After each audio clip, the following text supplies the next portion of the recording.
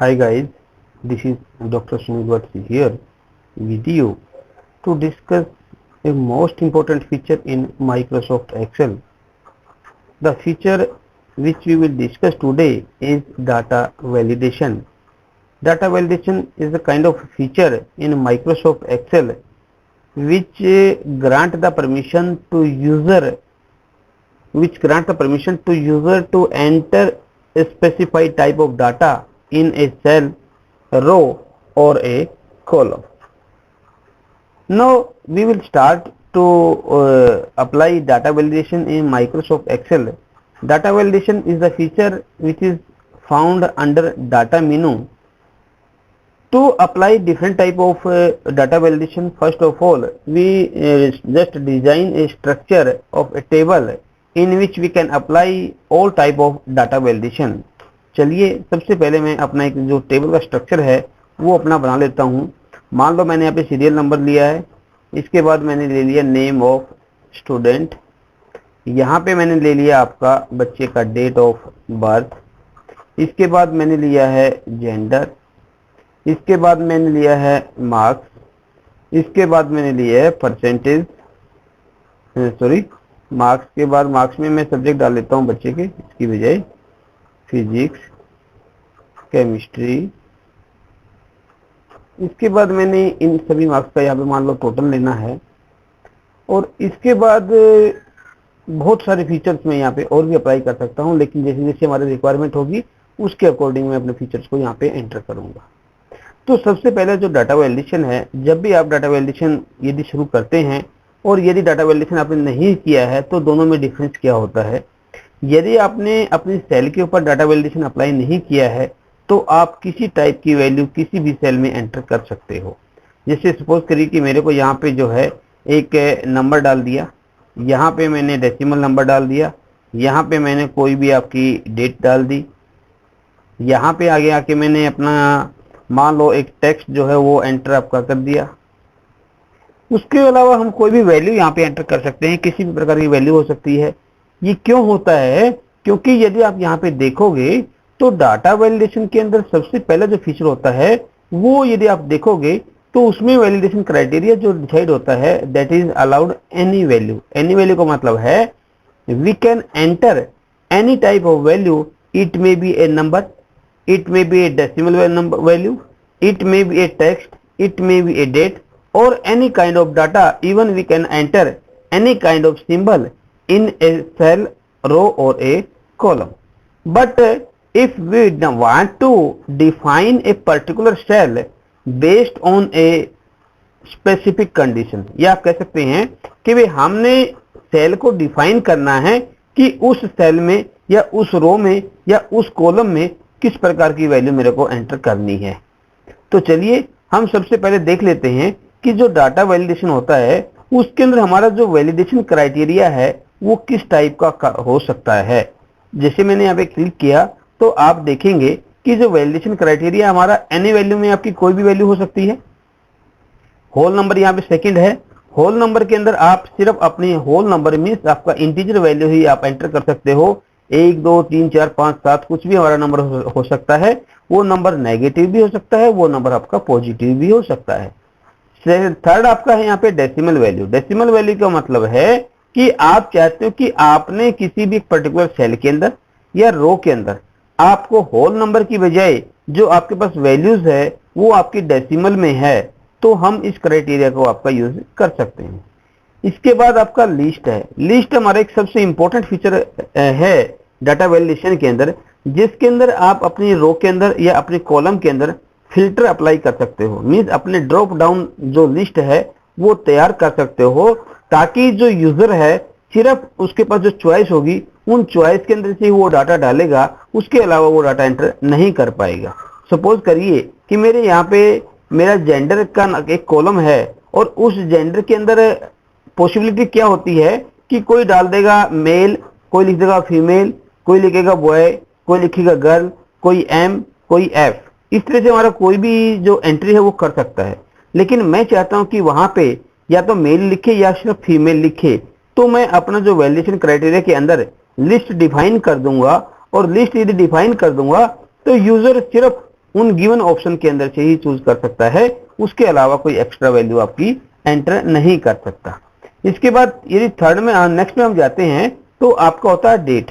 Date हमारा एक वो वैलिडेशन क्राइटेरिया है माइक्रोसॉफ्ट एक्सेल के अंदर, जिसके अंदर आप अपनी डेट डिफाइन कर सकते हो। मान लो आप चाहते हो कि आपने कोई बिजनेस शुरू किया है और आपका बिजनेस जो है एक किसी पर्टिकुलर डेट से शुरू हुआ है, तो जो आप कस्टमर का ऑर्डर ले रहे हैं वो कस्टमर का जो ऑर्डर है वो आपने एक डेट डिफाइन कर दी कि इस डेट के बाद ही हम जो कस्टमर का ऑर्डर है वो आपका अलाउ करेंगे, अदरवाइज उससे पहले हम किसी कस्टमर का ऑर्डर नहीं लेना चाहते। या आप चाहते हो कि मान लो आप किसी स्कूल में हैं और आप चाहते कि जो बच्चे का डेट ऑफ बर्थ है वो इस डेट से पहले का ना हो, तो वहां पे हम इस तरह का क्राइटेरिया जो है वो सेट कर सकते हैं। यहाँ पे आप दोनों वैल्यू यानी कि मिनिमम डेट और मैक्सिमम डेट दोनों भी आप डिफाइन कर सकते हैं।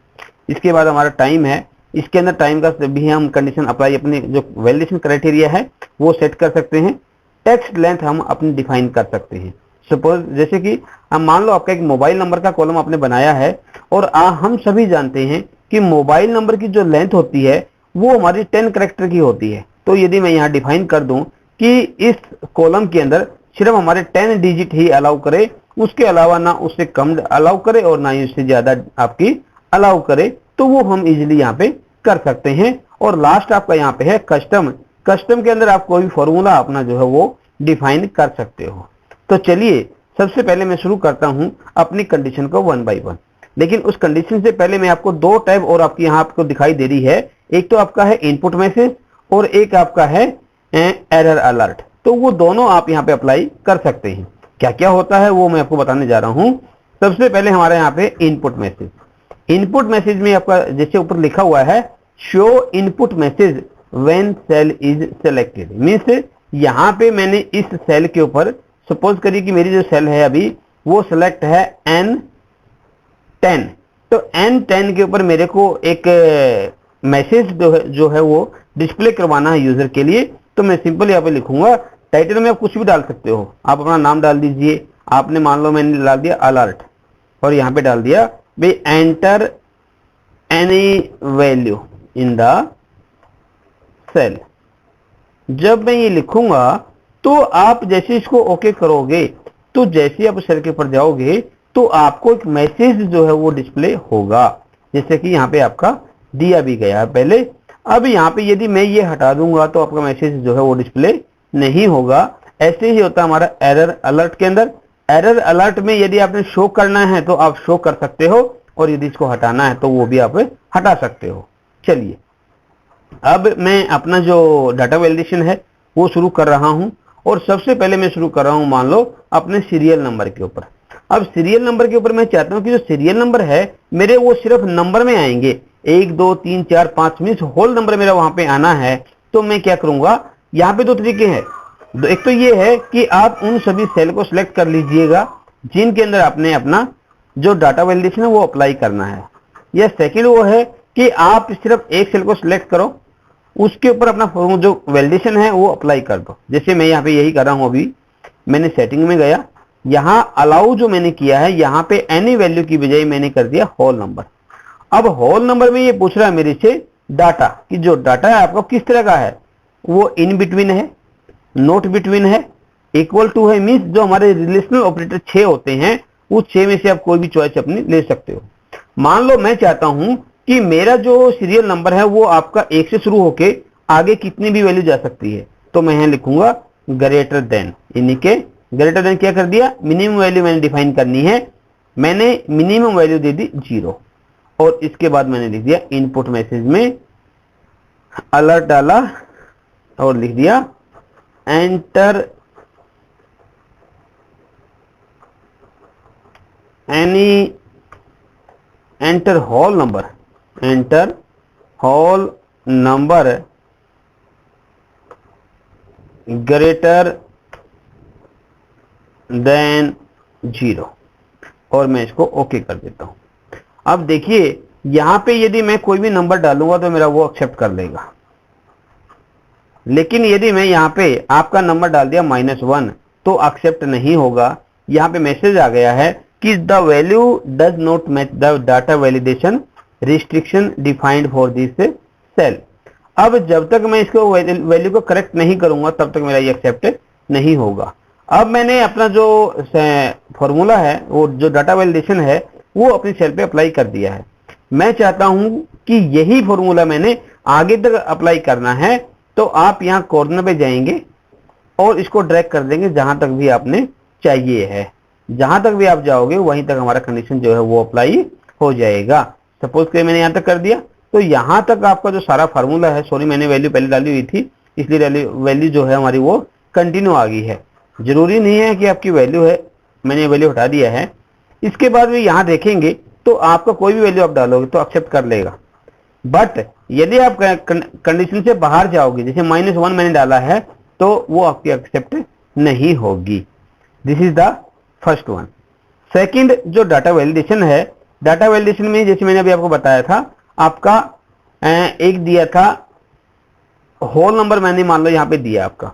अब जैसे ये होल नंबर दिया है, यहाँ पे यदि मैं 1.5 लिखूंगा तो ये एक्सेप्ट नहीं करेगा, क्योंकि वही हमारा जो डाटा वैलिडेशन है उसकी रिस्ट्रिक्शन जो हम डिफाइन की है उसके अकॉर्डिंग ये नहीं है।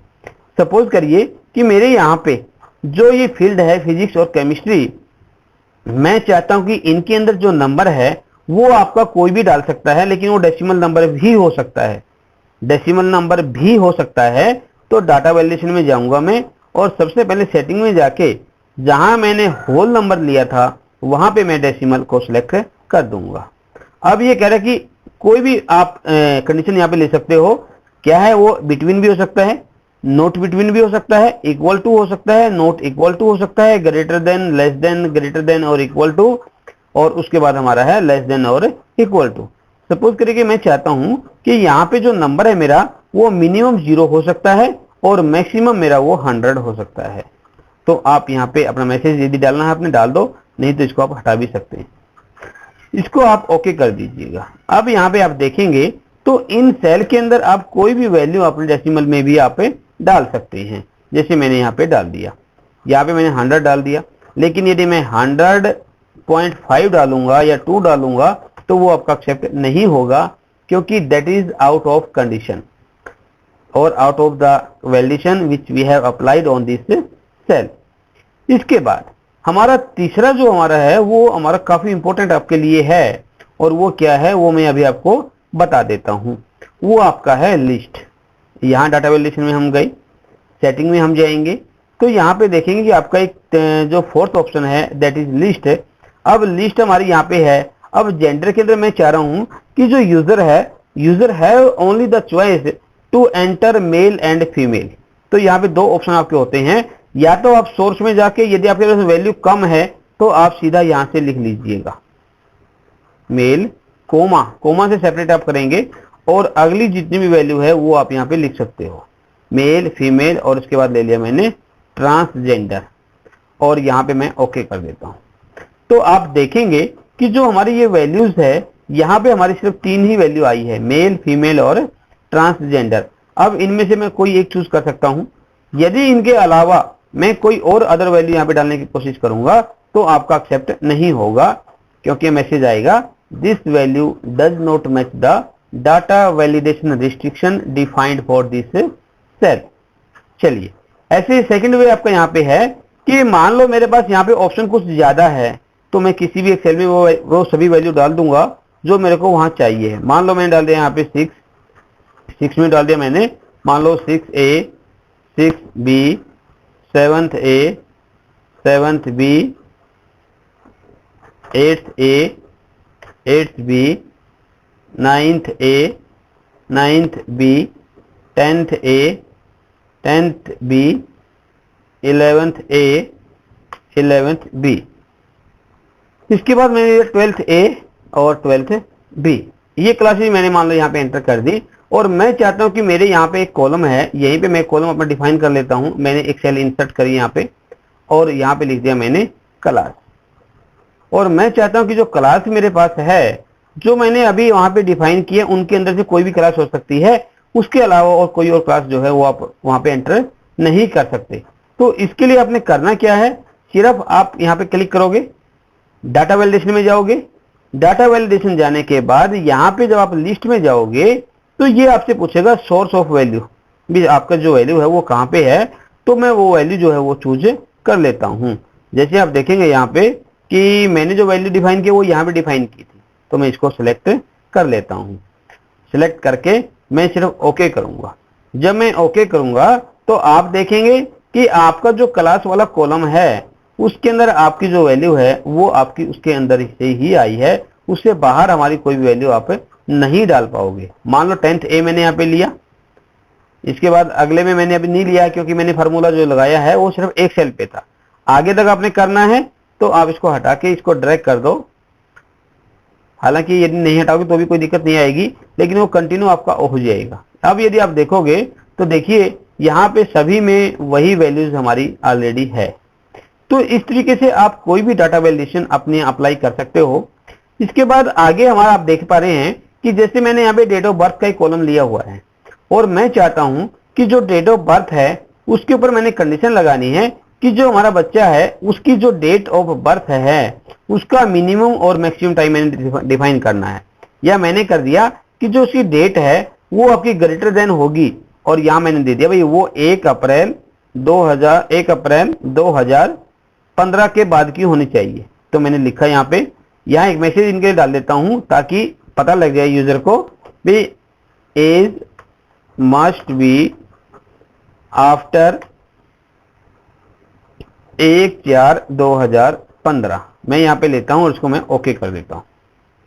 अब यहाँ यदि आप देखोगे तो सपोज मैंने यहाँ पे वैल्यू जो है वो डाली आपकी 1/4/15 ही डाल दिया मान लो मैंने, तो आपका एक्सेप्ट हो जाएगा। सॉरी 1/4/15 डाला मैंने, 1/4/15 वहां पे लिया है, तो यहाँ पे मैंने आपका ले लिया 2/4/2015, तो ये वैल्यू हमारी एक्सेप्ट हो गई। ध्यान रखना जो वैल्यू आपने दिया वो इंक्लूड इसमें नहीं होगी डेट के मामले में। अब यहाँ पे यदि मैं वैल्यू डाल देता हूं आपकी मान लो 31/3/2015 जो कि आपके क्राइटेरिया के अकॉर्डिंग नहीं है, तो ये वैल्यू आपकी एक्सेप्ट नहीं होगी। इसको आपने ड्रैग करना ड्रैग कर सकते हो। सपोज करिए कि मैं चाहता हूं कि ये जो फॉर्मूला मैंने दिया है इसको मैंने इरेज करना है, यहाँ से क्लियर करना है और कोई और फॉर्मूला मैंने अप्लाई करना है और कंडीशन में जो मैंने यहाँ अप्लाई करनी है। तो जब आप डाटा वैल्यूएशन में क्लिक करोगे तो ये यहाँ पे जो एज क्राइटेरिया है यहीं पे आप सेटिंग में चले जाओगे, जहां मैंने ग्रेटर देन लिया है वहां पे मान लो मैंने ले लिया बिटवीन, और बिटवीन में जो भी चाहिए मान लो मैंने कर दिया भाई 1/4/2015 से लेके वो डेट हमारी 31/3/2016 तक की हो सकती है। तो मैं यहाँ ओके करूंगा और यहाँ पे जब मैं जाऊंगा तो आप देखेंगे कि मैंने जो डेट डाला है वो मैंने लिया है 2/4 हो गया, मैंने यहाँ पे आपका ले लिया 30/4/2016। अब यहाँ पे हमारी वैल्यू एक्सेप्ट नहीं हुई क्योंकि मैंने डिफाइन जो वैल्यू की है वो मैंने ली है 31/3 तक। तो मैंने यहाँ पे 31/3 की वजह मैंने यहाँ पे ले लिया 30/3/2016, तो आपकी वैल्यू वहाँ पे एक्सेप्ट हो जाएगी। इसके बाद यदि हम आगे जाते हैं तो इसी में हमारे पास होता है आपका कोई भी वैल्यू आप अप्लाई यहाँ पे, क्योंकि मैंने ये कंडीशन यहाँ अप्लाई की हुई है इसलिए आपका ये डाटा आया हुआ है। अब मैं इसके अंदर एक रिकॉर्ड आपको पूरा मैं बना के दिखा देता हूँ। चलिए, अब जैसे मैंने सीरियल नंबर डाला था यहाँ पे मैंने दिया है कोई भी वैल्यू 1 मैंने डिफाइन कर दिया यहाँ पे। नेम ऑफ स्टूडेंट मैंने यहाँ पे डाला, मान लो आपने डाल दिया अभिषेक। डेट ऑफ बर्थ मैंने डाल दिया यहाँ पे 1/4/2016। सॉरी मेरा क्राइटेरिया नहीं है इसके अंदर क्योंकि कम है, तो मैंने दे दिया यहाँ पे 30/3/2016। इसके बाद क्लास मैंने यहाँ से डिफाइन किया आपकी, सपोज करिए कि मैंने दे दिया 6th B। जेंडर मैं यहाँ से चूज कर रहा हूँ आपका मेल। इसके बाद मैंने यहाँ पे आपका फिजिक्स जो था कोई भी नंबर मैंने डाल दिया। सपोज करिए कि मैं नंबर जो है वो मैंने जो क्राइटेरिया दिया है वो 0 से 100 का दिया है और मैं यहाँ पे नंबर डालता हूँ 102, तो ये नंबर आपका एक्सेप्ट नहीं होगा। और यहाँ पे वैल्यू नंबर डाल दिया मैंने 98.5 क्योंकि डेसिमल वैल्यू मैंने यहाँ पे ऑलरेडी दी हुई थी। इसके बाद मैं अगले नंबर जो है वो आपके डाल देता हूँ, तो दोनों नंबर आपके एक्सेप्ट हो जाएंगे। इसके बाद मैं टोटल करना है, फॉर्मूला मैंने लगाना है, तो मैं इक्वल टू सम, क्योंकि हमें पता है कि एक्सेल के अंदर कोई भी फार्मूला हमारा जो स्टार्ट होगा वो इक्वल साइन से होगा। यहां से मैंने अपना सम लगा लिया और ये फॉर्मूला मेरा यहाँ पे आ गया। इस तरीके से आप कोई भी वैल्यू अपनी यहाँ पे ले सकते हो। चलिए अब यहाँ पे मैं एक चीज और आपको दिखा दूं कि आप कोई भी रिकॉर्ड जो है आप यहाँ पे अपनी इजीली अब कर सकते हो एज पर दैट क्राइटेरिया। यदि इस क्राइटेरिया से बाहर आप जाएंगे तो फिर आपका ये वैल्यू जो है एक्सेप्ट नहीं करेगा। तो इस तरीके से आप कोई भी अपना डाटा वैलिडेशन जो है वो अप्लाई कर सकते हैं। यहाँ पे फिर मैंने आपका वैल्यू चूज कर दिया। सपोज करिए कि मैं यहाँ पे जो वैल्यू है वो मैं कहीं बाहर से इंपोर्ट करना चाह रहा हूँ, शिफ्ट डाल दिया मान लो मैंने, तो ये वैल्यू आपकी एक्सेप्ट नहीं होगी। Already we have told with you. अब यहाँ पे 6B मैंने लिया, एक्सेप्ट हो गया। इसके बाद फिर मैंने आपका मेल सेलेक्ट कर दिया। इसके बाद नंबर जो थे वो मैंने यहाँ पे डाले हैं। इसके बाद अगला नंबर मेरा यहाँ पे मैंने डाल दिया है। सम आपका ऊपर था, इसको अब नीचे ड्रैग करना तो आप इसको इजीली ड्रैग कर सकते हैं। चलिए, ये चीजें मैंने आपको बताई। अब इसके बाद जब भी आप कोई भी डाटा अपने एक्सेल में डिजाइन करते हैं तो फॉर्मेटिंग जो होता है वो उसका सबसे इंपॉर्टेंट फैक्टर होता है। तो मैं सिर्फ एक छोटा सा फीचर आपको बताने जा रहा हूं कि आपकी जो टेबल है यदि उसके ऊपर आपने कोई भी फॉर्मेटिंग अप्लाई करनी होती है तो पहले आप अपने उस डाटा को सिलेक्ट कर लीजिएगा। इसके बाद आप होम में जब जाएंगे तो यहाँ पे होता है फॉर्मेट एज टेबल। जब आप क्लिक करेंगे तो यहाँ पे डिफरेंट टाइप की जो फॉर्मेट है वो आपके यहाँ दिए हुए हैं। आप किसी पे भी क्लिक करोगे वही फॉर्मेट आपकी टेबल पे अप्लाई हो जाएगा। ये पूछेगा आपसे रेंज, आप ओके कर दोगे तो ये देखिए हमारी टेबल के ऊपर फॉर्मेट जो है वो आपका आ गया है। तो चलिए दोस्तों, आज के लिए हमारा इतना ही। उम्मीद है कि आपको ये जो कंसेप्ट है वो समझ में आया होगा। यदि आपका कोई क्वेश्चन इसे रिगार्डिंग है तो आप कमेंट बॉक्स में अपना क्वेश्चन डाल सकते हैं, और उसके बाद भी यदि कोई क्वेश्चन है तो डायरेक्टली आप मेरे को मेल भी कर सकते हैं। मेल आईडी आपको कमेंट बॉक्स में मिल जाएगी। Now you have requested to subscribe